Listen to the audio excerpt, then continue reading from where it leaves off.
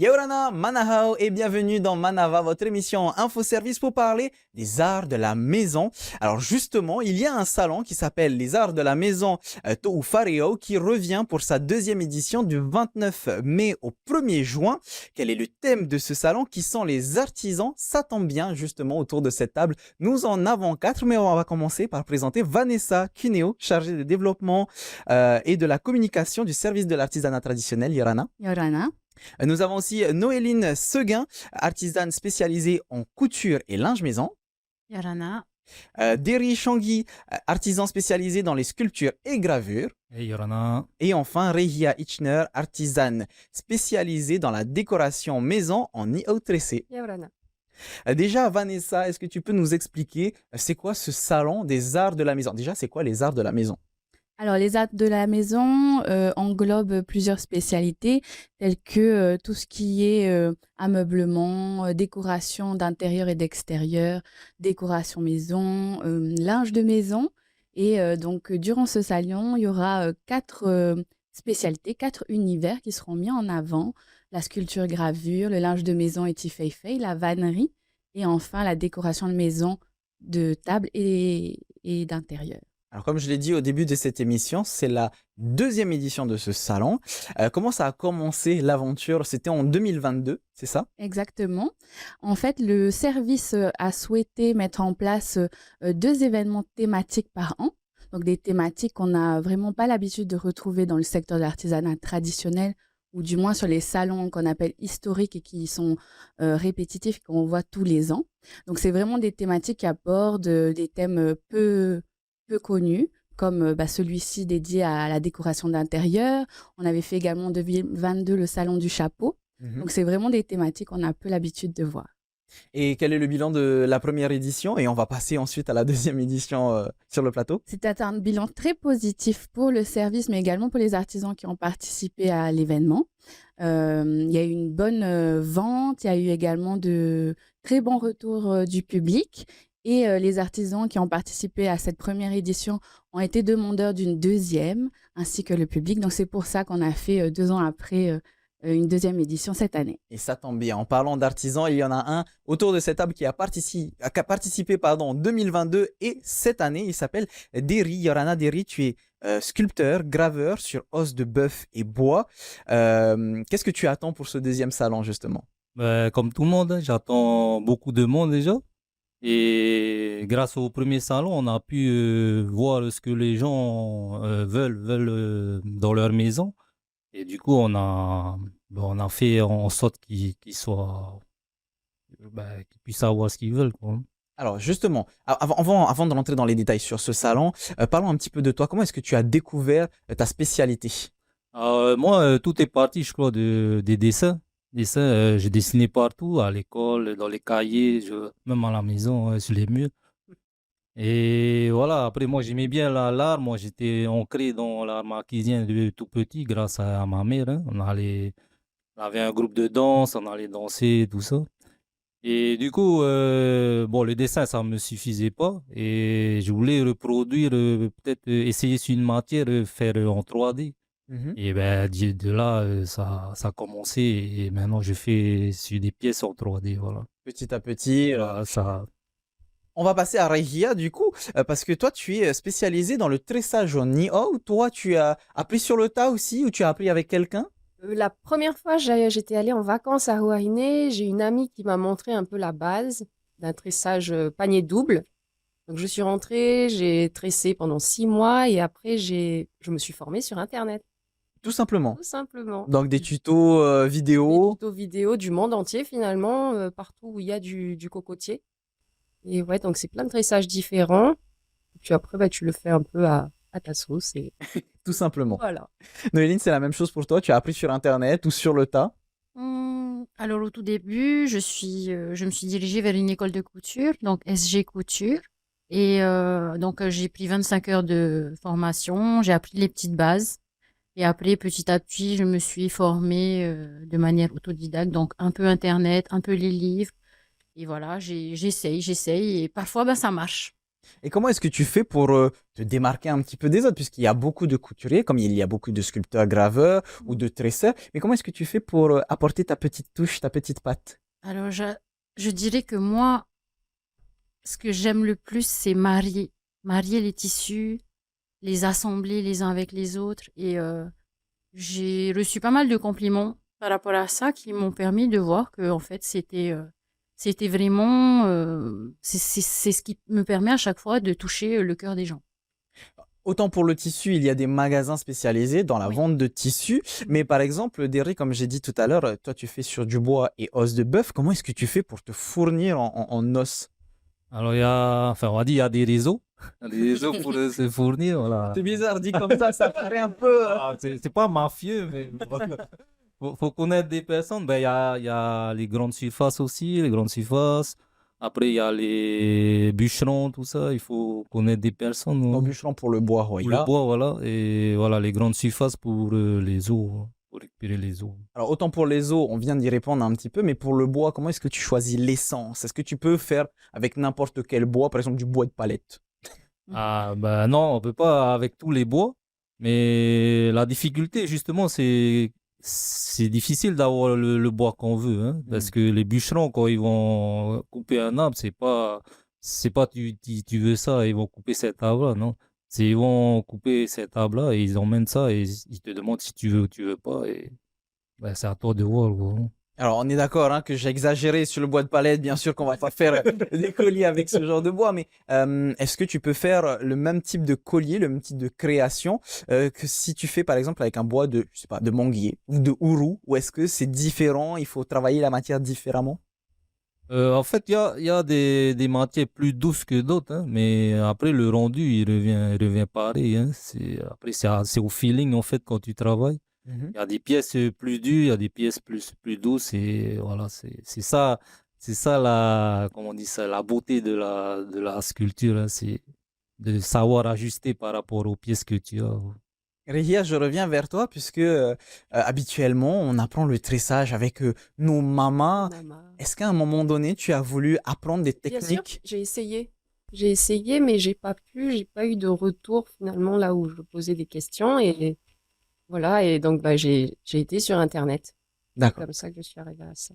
Alors, je vais te demander de te rapprocher légèrement de ton micro pour Merci. qu'on puisse bien t'entendre.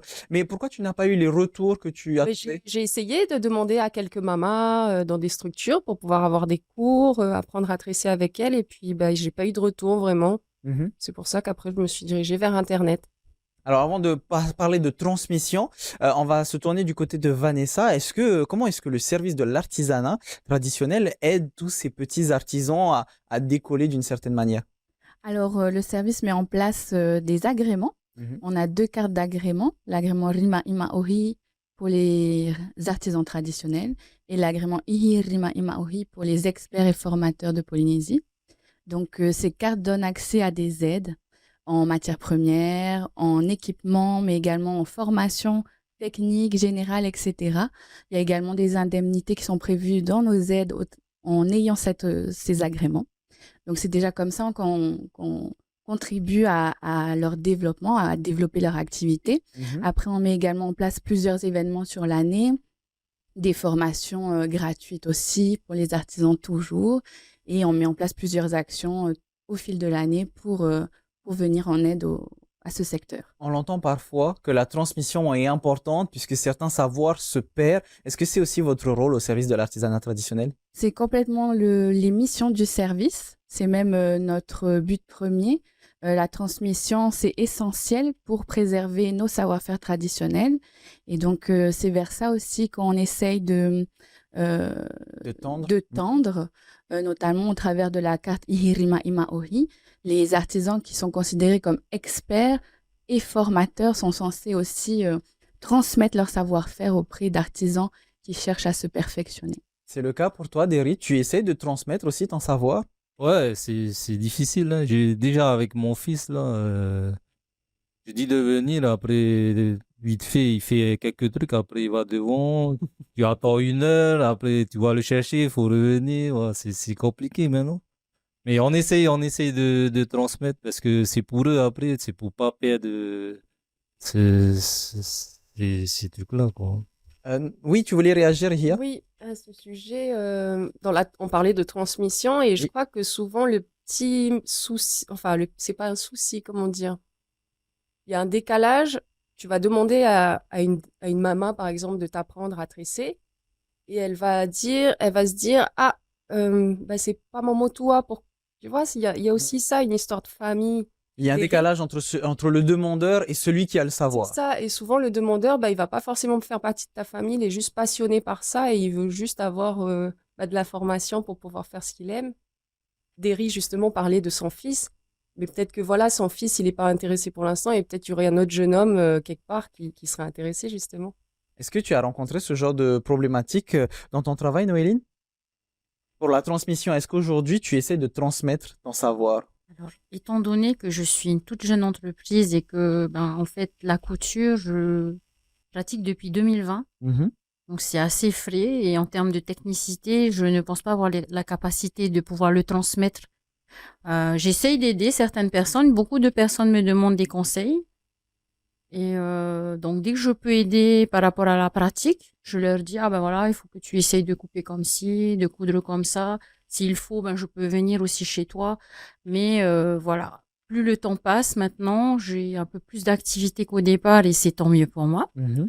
Ben je transmets dans la limite des moyens, du temps, de la disponibilité que j'ai. Oui, c'est une forme de transmission Oui, déjà. malgré tout.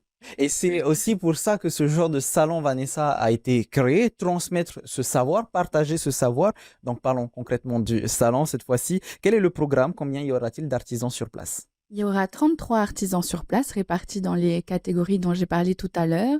Et le programme est vraiment riche parce qu'il y aura des ateliers payants. Il y aura également un espace immersif qu'on a appelé espace Toufario, dans lequel on aura aménagé des pièces de la maison que le visiteur pourra visiter tout simplement comme s'il était dans sa propre maison. Donc, il y aura une chambre à coucher, il y aura un salon et également une salle à manger une salle à manger assez spéciale puisqu'il y aura trois tables en concours. Ça sera le concours de la plus belle table sur 3 thématiques différentes. Alors, on parle des tables, on va en parler justement.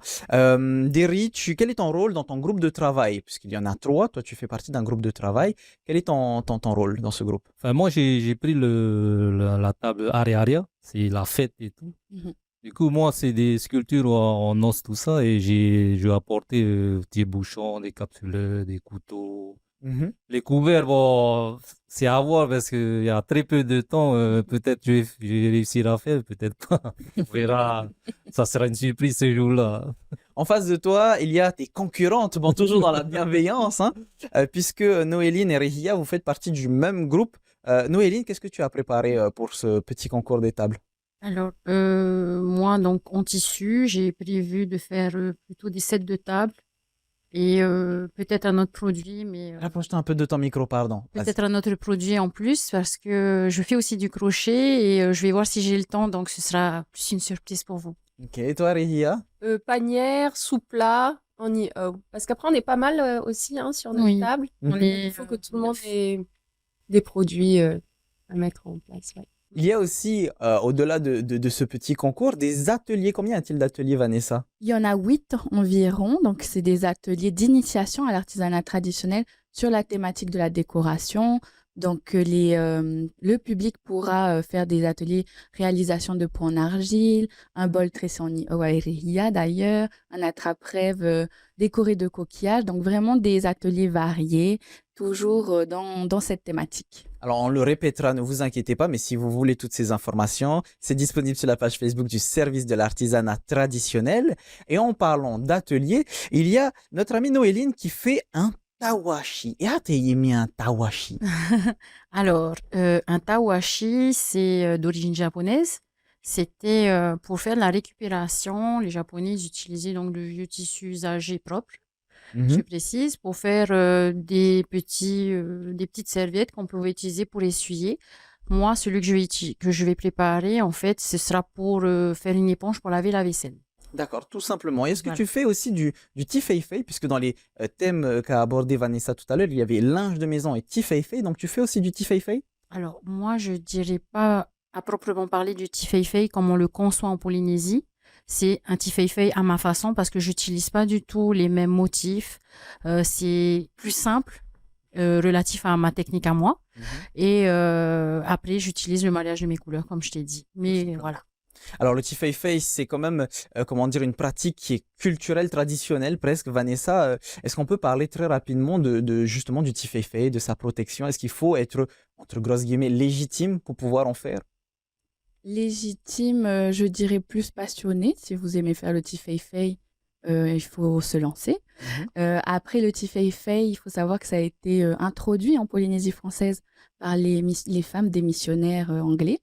Donc, c'est, je pense, quelque chose qu'on a On mis s'est petit à petit dans notre culture. on s'est Aujourd'hui, c'est réapproprié. voilà, qu'on s'est réapproprié exactement. Et donc, on est en discussion, on travaille sur, pourquoi pas, une labellisation du Tifeifei, une protection du Tifeifei, en commençant par l'inscrire sur la liste des produits français, avant peut-être de tendre vers une protection à l'UNESCO. Mais donc, ça, c'est en travail pour l'instant, on est en discussion. Je reviens sur les ateliers, puisque Vanessa tout à l'heure a parlé de toi, Rehia, et de ton atelier. Rappelle-nous ce que tu proposes, comment est-ce que ça se passe concrètement? Est-ce qu'il faut venir avec ses propres outils, avec ses propres connaissances, ou tu nous apprends tout de A à Z? J'apporterai tout. Vous venez, vous vous installez avec votre bonne humeur et je vous apprendrai à faire une panière de cette taille à peu près, avec une base carrée en Mhm. IO. Voilà, et vous repartirez avec. Derry, comment est-ce qu'on peut faire en tant que public pour venir vous soutenir? Bon, venir déjà au salon, c'est une chose, mais est-ce qu'on peut vous soutenir de différentes manières, comme par exemple lors du concours avec les différentes tables? Voilà, je crois qu'il y aura un vote sur place pour voter pour la plus belle table. Je pense que c'est le meilleur moyen de nous soutenir. Et il faut venir aussi voir les articles de différents artisans, quoi. Mhm. Et surtout d'acheter, puisque c'est le but de ce salon. Ouais, aussi, c'est le but de ce salon, voilà.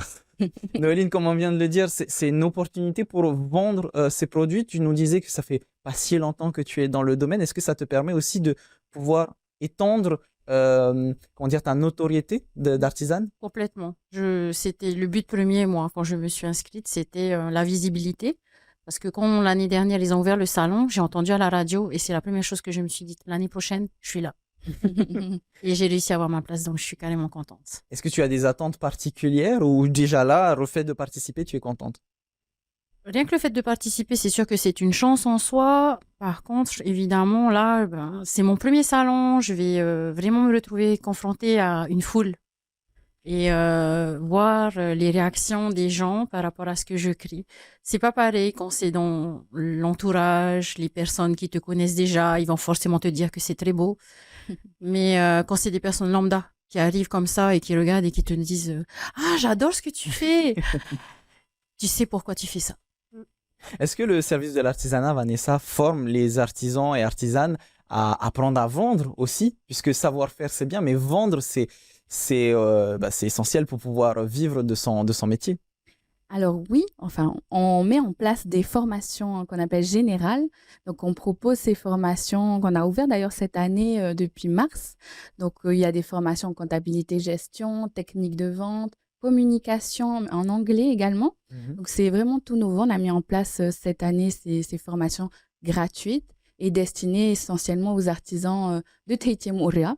Parce que les années passées, c'était des formations qu'on organisait durant les salons qu'on appelle historiques, c'est les salons des marquises, Tuamotu, Gambia, etc., à destination en fait de ces artisans qui venaient des archipels et qu'on ne pouvait pas atteindre autrement qu'au travers de ces salons. Et c'est une première cette année avec ce programme de formation échelonné sur l'année. Et donc, les artisans ont la possibilité de participer à ces formations parce que, comme tu le dis, quand on est artisan traditionnel, on est créateur, mais on est aussi community management, on est aussi comptable, vendeur. On doit avoir toutes ces casquettes et c'est important pour le service et ça fait partie de nos missions d'aider les artisans dans ce sens aussi. Est-ce que cet accompagnement, Rehia, est important pour toi? Est-ce que tu te sens prête pour ce salon? L'accompagnement du service de l'artisanat. Voilà, l'accompagnement du service de l'artisanat, Oui, ou bien même sûr. juste apprendre à vendre, à se vendre. Moi, je viens du privé, donc je vendais. Je suis vendeuse dans l'âme. Donc ça Donc, va, de tu t'y vendre connais ces là-dessus. produits aujourd'hui, ces produits dans lesquels tu crois, encore plus, oui. Mhm. Ouais, ouais. Mais non, l'accompagnement du service de l'artisanat, bah, de nous offrir cette opportunité de participer à, pour moi, un grand salon à l'hôtel Hilton, hein, c'est génial. Alors, Merci beaucoup d'ailleurs. par contre, c'est du 29 mai au 1er juin, c'est moins d'une semaine. C'est pas un peu court pour un salon, Vanessa? Alors, c'est un format qu'on a choisi, 4 jours d'exposition-vente. Pour nous, c'est l'idéal. C'est ni trop long ni trop court. Et depuis qu'on a commencé à faire ce format-là, depuis 2022 en fin de compte, on a eu que des bons retours à ce niveau et on s'est dit qu'on allait poursuivre sur cette lancée. Derry, étant donné que c'est pas, tu n'es pas à ton premier coup d'essai, hein, c'est ta deuxième participation, comment est-ce que tu pourrais inviter le public à vous rejoindre pour ce salon? Alors, sur le salon, moi personnellement, j'ai fait une belle pièce, grosse pièce. Je me suis consacré que à cette pièce-là, donc j'aurai pas trop de petits trucs. Et je vous invite à venir voir sur place, ça sera une surprise. Et voilà, je pense que tous les artisans qui seront là-bas, ils ont fait de belles choses, hein. Alors, je me mets aussi à la place du public. Imaginons que j'ai une idée, Noéline, je me tourne vers toi. Imaginons que j'ai une idée et que j'ai envie qu'un artisan puisse le faire. Est-ce que vous êtes disposé à ce genre de commande? Ah, totalement. C'est ce qui est sur ma page Facebook.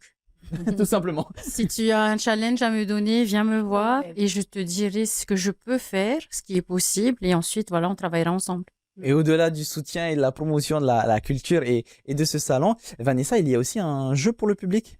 Exactement. Donc, fait pour que le public vienne à la rencontre de nos artisans sur place. Mhm. Parce que dans le cadre du concours de la plus belle table, donc je veux juste revenir dessus vite fait, le public devra choisir parmi les 3 tables présentes sa table préférée. Et pour ce faire, il devra voter sur une tablette disponible auprès de nos hôtesses d'accueil qui seront sur place. En votant pour sa table préférée, le visiteur s'inscrit directement à ce jeu visiteur Mhm. qui lui permettra d'être tiré au sort à la fin de l'événement, le samedi 1er juin donc, pour remporter un lot d'une valeur de 40 000 francs.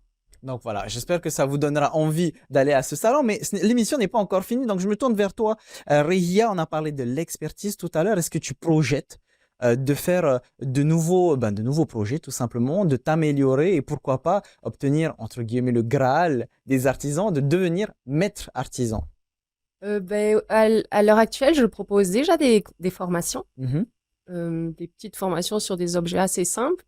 Et j'avoue aimer ça, la transmission finalement.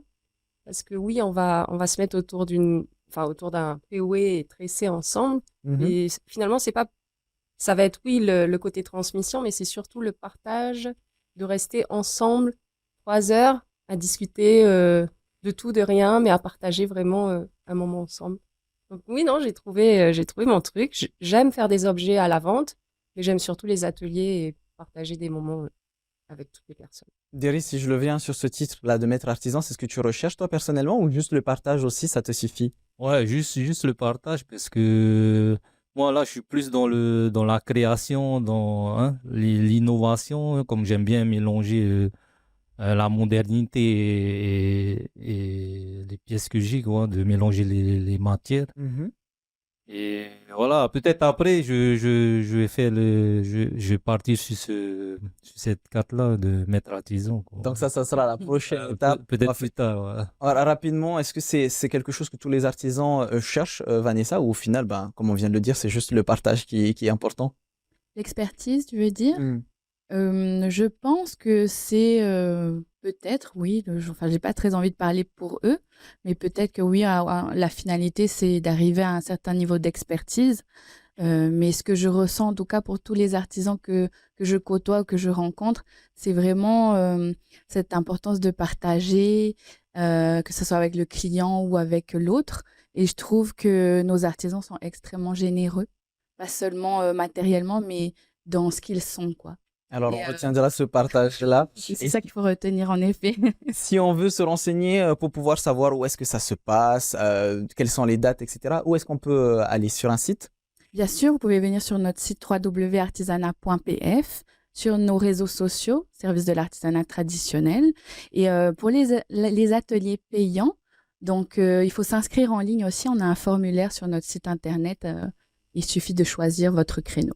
On rappelle juste les dates pour les retardataires de l'émission. Donc, rendez-vous du 29 mai au 1er juin à l'hôtel Hilton pour rencontrer nos merveilleux artisans. C'est toute la journée. Toute la journée de 9h à 18h. Et ben voilà, ils vous attendront, ces artisans et artisanes passionnés et qui veulent partager leurs connaissances. Merci beaucoup à toutes et à tous d'avoir répondu à mes questions. Merci.